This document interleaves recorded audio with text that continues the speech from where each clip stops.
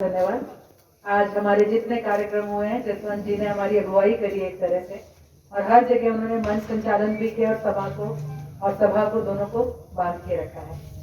आज यहाँ गांव चूड़पुर कला में अगर हमारे आने में जो देरी हुई है, उसके लिए मैं सबसे पहले आप सबसे माफी मांगती हूँ। सम्मानित मंच पे हमारे सारे सीनियर्स, हमारे लीडर्स, हमारे पंच सरपंच, सभी हमारे सम्मानित साथी, युवा मेरे भाई और सारे बच्चे, मैं अभिनंदन और शुक्रिया करती हूँ आज के इस कार्यक्रम के बहुत ही कमाल के आयोजन के लिए सरदार रसपाल सिंह जी का, सरदार गुरदेव सिंह जी का, चौधरी नरेश कुमार जी का, सरपंच जो है हमारे चौधरी भूप सिंह जी का, सरदार कुलवंत सिंह जी का, सरपंच चौधरी गुलाब सिंह कलेसर जी का, श्री जय प्रकाश जी का, धीमान जी का, सरदार जोगेंद्र सिंह नंबरदार जी का, जसबीर सरपंच जी का, श्री पाला राम जी का, चौधरी शेर सिंह जी का, श्री राम सिंह जी का, सैनी जी का, जिला परिषद के हमारे जो उम्मीदवार हैं, आकांक्षा आज है नहीं, मैं पूछ रही थी हमारी बहन कहाँ पे, और उनके जो हमारे मेरे भाई और हमारे सम्मानित जो उनके प्रत्याशी के जो उनके जीवन साथी हैं, ललित कुमार जी,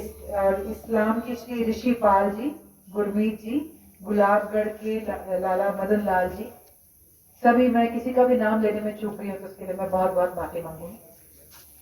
आज समय बहुत हो गया और बहुत सी बातें करी गई। मैं समझती हूँ कि ये गांव है, आज आप ही की बेटी, आपकी बहू, आपका परिवार आज मैदान में है। और वैसे तो ये चुनाव की जब प्रक्रिया चलती है तो हमेशा ऐसा होता है कि जब चुनाव का टाइम आता है तो हाथ जुड़े होते हैं नेताओं के, जनता को भी पता होता है बाद में नहीं जुड़ेगा, और जनता जो होती है वो भी बड़े नखरे करती है, बड़े रूठती है, तुमने ये नहीं किया, तुमने वो नहीं किया, नहीं नहीं नहीं। नेता कहता सारी बातें मानूंगा, आप एक बार जितवा दीजिए, नेता को भी पता था बाद में देखेंगे। एक बड़ा बढ़िया अभी जोक आया कि अगर रात को सोते सोते अंधेरे में कोई एकदम से आपके पैर पकड़ ले तो डरना मत, कोई सरपंच का प्रत्याशी है। तो ये सारी जो बातें है ना, ये प्रक्रिया, एक कई बार ऐसा लगता है कि एक स्टेज है, एक प्रक्रिया है, हम सब गुजरते हैं।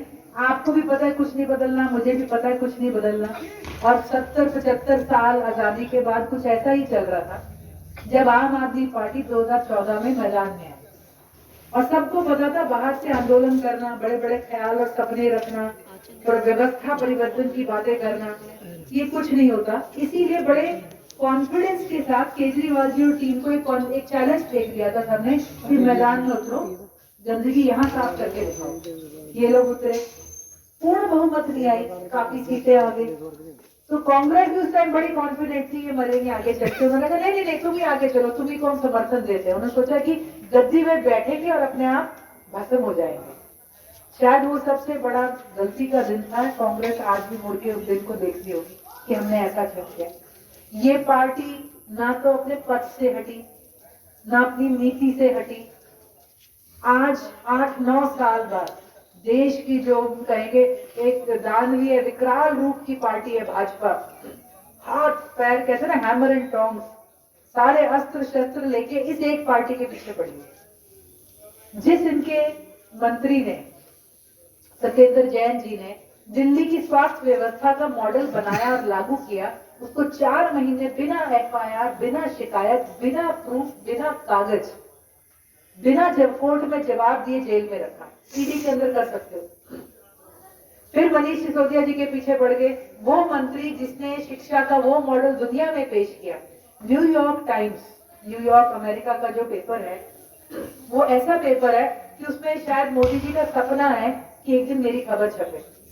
बहुत से मोदी जी के जो भक्त हैं, उन्होंने नकली फोटो लगाई, मोदी जी न्यूयॉर्क टाइम्स के ऊपर बैठे, और उन्होंने कहा दुनिया का सबसे बढ़िया नेता। न्यूयॉर्क टाइम्स ने हमारे देश को शर्मिंदा कर दिया ये कह के कि ये हमारा नहीं है भाई। फिर जब इस पे मनीष सिसोदिया जी की फोटो लगी और खबर बनी कि दिल्ली में एक छोटी सी पार्टी हिंदुस्तान में दिखा रही है कि शिक्षा किस तरह से जीवन परिवर्तन कर सकती है, उसी दिन मनीष सिसोदिया जी के ऊपर CBI की, ED की और CBI की रेड लगा दी। तकिए से लेके लॉकर तक घुस गए, कुछ नहीं मिला, 1 रुपया नहीं मिला। और फिर इन्होंने कहा कि ये भी खबर झूठी है, ये न्यूयॉर्क टाइम्स की खबर नहीं है। न्यूयॉर्क टाइम्स ने एक बार फिर हमारे सत्ता पक्ष की पार्टी के समर्थकों को शर्मिंदा करते हुए कहा कि ये खबर सच है और हम पैसे लेके खबर नहीं लिखते। ये हमारी आज तस्वीर है। आज यहाँ पर 9 साल बाद, जैसा कि आदर्श जी ने कहा, ये यंगेस्ट पार्टी है, ये युवाओं की पार्टी है। आज तक अपना दामन किसी भी लांछन से बचाकर चल रही है। मॉडल्स इतने तगड़े करे हैं कि दुनिया में जो हम सुनते थे कि स्पेन में, डेनमार्क में, स्वीडन में एक अंकल गए हैं, उन्हें पता चलता था काम भी ना करे तो आदमी मरेगा नहीं, बीमार हो गया तो सरकार इलाज करेगी। हम सोचते रहते थे ऐसा हो सकता है, आज दिल्ली में हो रहा है। और ये मजाक की बात नहीं है, ये अच्छे दिन नहीं है जो सरकार में आते ही भाजपा ने कहा था कड़वी दवाई लेनी पड़ेगी। ये वो बुलेट ट्रेन नहीं है जो आई नहीं, ये वो 15 लाख भी नहीं है जो आई नहीं। यही बात थी, वो बोलते रहते हैं, हम सुनते रहते हैं, हम कहते करना थोड़ा है, होना थोड़ा है, ये गया वो आया। ये उस मायूसी से, उस मायूसी के माहौल में जो एक बदलाव आया था वो है आम आदमी पार्टी। एक भी आज तक का चुनावी वादा या प्रोग्राम ऐसा नहीं जो कोई मुड़ के कह दे जुमला है। अभी बात हुई, सारे ये जो डब्बे होते हैं, स्कूल अस्पताल बन रहे हैं, डॉक्टर नहीं है, इलाज नहीं है, सबको पता है। स्कूल बने हुए हैं, यहाँ पे भी कोई सरकारी स्कूल होगा, उसकी तस्वीर अपनी आंखों के आगे लाइए। बिल्डिंग है, टीचर भी अंदर आती होगी, पर पढ़ाई नहीं है। आदमपुर के अंदर एक परिवार का वर्चस्व रहा है, उन्होंने कहा आदमपुर हमारा परिवार है। आदमपुर के हर घर में हमने नौकरी दी है, और वो नौकरी कुछ ऐसे एहसान की तरह दी है कि आज तक किस्तें जो है ना, उसकी किस्तें चुका रही हैं उन लोगों की पुश्तें। लेकिन आपने अपने परिवार के लिए करा क्या? इस चुनाव में आम आदमी पार्टी के युवाओं ने आदमपुर में जाके 5 साल के बच्चे बैठे थे, उन्हें बुला लिया, इधर आओ। बच्चे से पूछा व्हाट इज योर नेम, बच्चे ने नाम बता दिया। What is your papa's name, बच्चे ने नाम बता दिया। What is your village name, बच्चा यूं कर रहा है। What is your state name, 90% शब्द वही हैं, बच्चे को समझ नहीं आया। क्यों? क्योंकि उसको आवाज पे रट्टा मरवा रखा था। जब आवाज आएगी ना what is your father's name, तो आपने ये बोलना है, उसे मतलब नहीं पता। ये है शिक्षा ना होना। ऐसे स्कूलों में पढ़ के जब बच्चे जाएंगे तो नंबर भी नहीं आते, उन नंबरों को लेके जब जाएंगे तो डिग्री नहीं मिलती, जो डिग्रियां मिलेंगी उनसे नौकरी नहीं मिलेगी, जो नौकरियां मिलेंगी उनमें पैसे नहीं मिलेंगे। ये सर्कल हम जी रहे हैं। और ये जो बटन हम आज तक दबाते आए हैं ना, जो हमारे पास विकल्प थे, ये उसका फलसफा है कि आज हम यूं फंसे हुए हैं। आदमपुर के अंदर अभी हमने डोर टू डोर सर्वे किया, हमारे साथ वहां पर संधू साहब जी और बहुत से यमुनानगर जगाधरी की टीम थी, युवा आए। तो हमें पार्टी ने बोला घर घर जाके मुद्दे पूछ के आओ। आप मानेंगे नहीं सरपंच साहब, मुद्दों में एक बात उन्होंने लिख के दी कि शादी करवा दो। क्या जरूरत है गांव की? उन्होंने कहा जी शादी करा दो, लड़की यहाँ आती नहीं। हमने कहा जी लड़कियां नहीं है, क्या प्रॉब्लम है? कहते नौकरियां नहीं है, डेवलपमेंट नहीं है, गांव में पानी नहीं है। आज भी कॉन्फिडेंस से वहां के नेता कहते हैं ये हमारा परिवार है। उस परिवार को, वैसे तो अपने परिवार को इंग्लैंड में पढ़ाया, इस परिवार के लिए कुछ नहीं किया। वो परिवार भी आज बैठा है, सोचने की केवल लगता है क्षमता ही बंद हो गई हमारी। आज विकल्प है। दिल्ली के स्कूलों में, ऐसे ही सरकारी स्कूलों में जो सरकारी स्कूल के नाम से जाते हैं, इस साल अकेले पहले साल में 1141 बच्चा, हम इतने 1000 बैठे नहीं है, इससे ज्यादा सरकारी स्कूल के वो बच्चे अब की बार IIT में गए हैं। नीट का उन्होंने जो कॉमन एंट्रेंस एग्जाम पास कर लिया है, मेडिकल में जाएंगे। जिस कॉलेज में केजरीवाल जी का बेटा इस साल एडमिशन ले रहा है, दिल्ली का आई थिंक रेडी फड़ी वाला है या ऑटो रिक्शा वाला है, उसका बेटा भी उसी कॉलेज में जा रहा है। ये है इस सरकार का मॉडल, और ये मुफ्त में दिया है। इन्होंने सरकारी स्कूल के टीचरों को सिंगापुर भेजा, इंग्लैंड भेजा, पढ़ के आओ पहले पढ़ाना कैसा है। आज दिल्ली के सरकारी स्कूल के अंदर स्विमिंग पूल है, हॉर्स राइडिंग है, फ्रेंच सिखाते हैं। उन्होंने कहा जी बच्चे फीस 2000 देते हैं, ट्यूशन फी 4000 देते हैं। दिल्ली की सरकार ने ट्यूशन के भी सेंटर अपने चला दिए फ्री।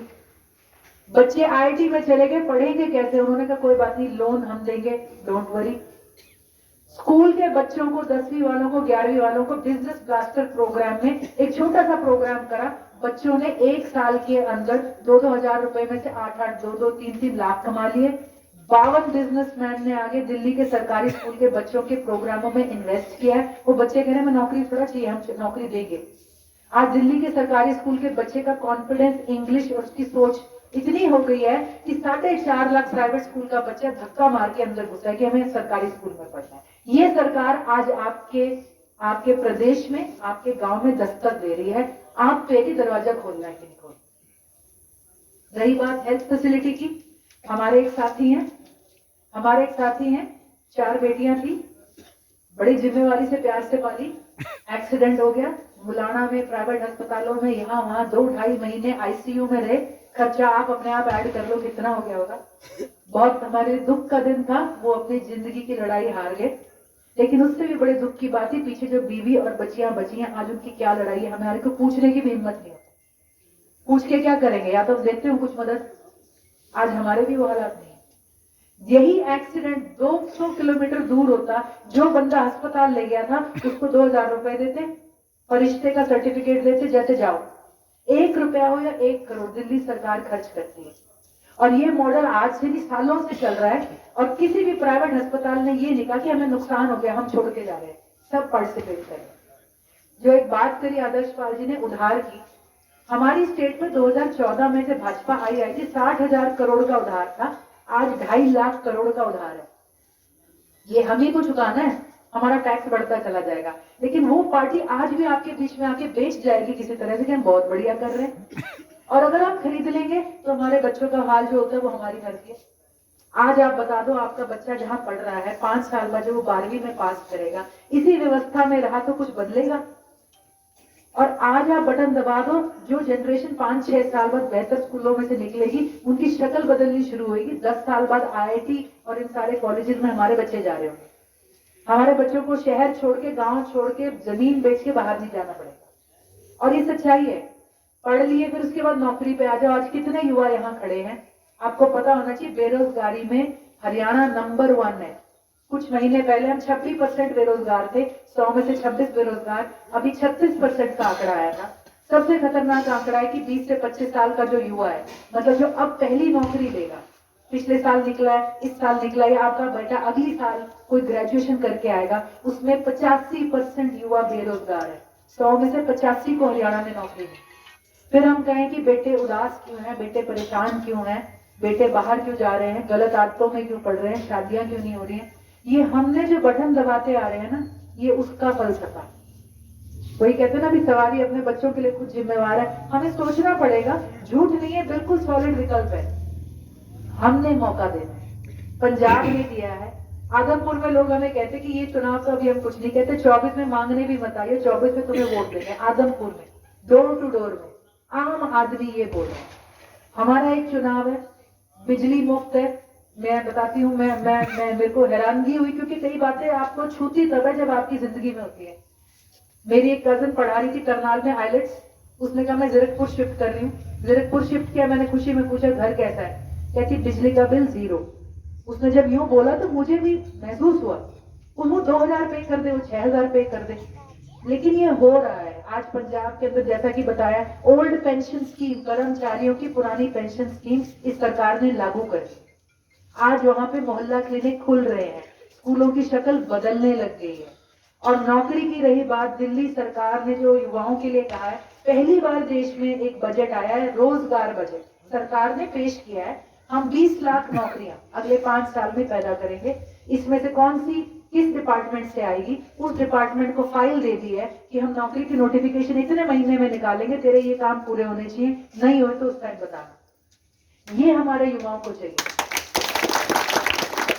और कोई बात कह दे कि कहा और मुकरा, आपको उलझाएंगे SYL में, आपको उलझाएंगे भाई ये तो चंडीगढ़ में अपनी राजधानी बना लेंगे, आपको उलझाएंगे भगवंत मान जी क्या कर रहे हैं। आपके बच्चों की बात करें, बच्चों को पढ़ाने की बात करें, स्वास्थ्य सुविधा की बात करें, नौकरी की काम की बात करें, किसान की बात करें, व्यापारी की बात करें।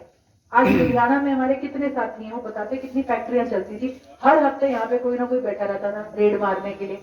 हम दे थक जाते थे, सरकार ने कहा बंद करो, अपना काम करो, कहते हम टैक्स दे के खुश हैं। और पंजाब का मैं हाल बताऊं, पंजाब पे उधार था 3 लाख करोड़ का। इन्होंने आते ही सारे इलीगल काम बंद कर दिए। पहली बार इतिहास में पंजाब की बसें प्रॉफिट में चल रही है डेली। पंजाब सरकार ने आते ही 16,000 करोड़ का बजट पहले महीने में बचा लिया। उन्होंने कहा जी बिजली मुफ्त करने का जुगाड़ हो गया। इन्होंने आते ही 7 महीने में 3 लाख करोड़ में से 13,000 करोड़ का उधार वापस कर दिए। और आपको पता है मोदी जी ने इनका GST तो दिया नहीं होगा, पैसे भी नहीं दिए होंगे, 1 रुपया रोक सकते हुए तो रोक के बैठे, सिर्फ इसलिए कि आप पे राज कर सके। नीति कोई नहीं है इनके पास। तो आज ये पार्टी, ये लीडरशिप, ये टीम आपके पास आई है। बदलाव मुमकिन है, बदलाव आज से शुरू करना है तो हवा बनेगी। 24 पक्का होता जाएगा। आप 24 में मिस कर देना, अगले 5, 6, 7 साल आपके बच्चों के, बेटियों के, बेटों के ऐसे ही जाएंगे। फिर हम आएंगे 29 में भी आपको कहेंगे अब भी बदलना है कि नहीं बदलना है। आज आपसे एक तो जिला परिषद का चुनाव है, सब आएंगे जिन्होंने आज रसोई गैस में आग लगा रखी है, वो भी आपके आके कहेंगे हमने बड़ा अच्छा किया है। जिन्होंने जेबें खाली कर दी हैं, जैसे बता रहे थे कि बाजार में जाओ, आदर्शी ने कहा दिवाली नहीं दिवाला है, काली दिवाली क्या है, गिफ्ट बने नहीं है, गिफ्ट बिक नहीं रहे हैं, आ नहीं रहा है, कोई जा नहीं रहा है। तो ये सारी बातों को देखते हुए आज मैं तो आपसे ये अपील करूंगी जिला परिषद में मदद करें, आगे इस मुहिम का भी हिस्सा बने। ये बात जरूर है, आपने अपनी नियत की आपकी जो है ना पूरी कसौटी पे उतरेगी। इनके मिनिस्टर पंजाब वाले कहते हैं किसी को अपनी गाड़ी अपग्रेड करनी हो तो इस पार्टी में मत आइयो भाई, जिस गाड़ी में चुनाव लड़ा था उसी में खत्म करेंगे 5 साल। तो ये इसलिए है कि सेवा करने आए, सेवा करेंगे, इस मुहिम का आप हिस्सा बने। हमारे यहाँ पे आकांक्षा है, ललित भाई हमारे यहाँ पे हैं और आशा है यहाँ से खूबसूरत जीत दर्ज करेंगे। और जो मिसाल, जो नीति ये पार्टी की रही है, ललित भाई, आकांक्षा जी, उसको आपके हर मापदंड पे पूरा करने के लिए पूरे प्रयास करेंगे। तो आप सबका, हमारे सीनियर्स का सबका बहुत बहुत धन्यवाद, आपने इतना इंतजार किया।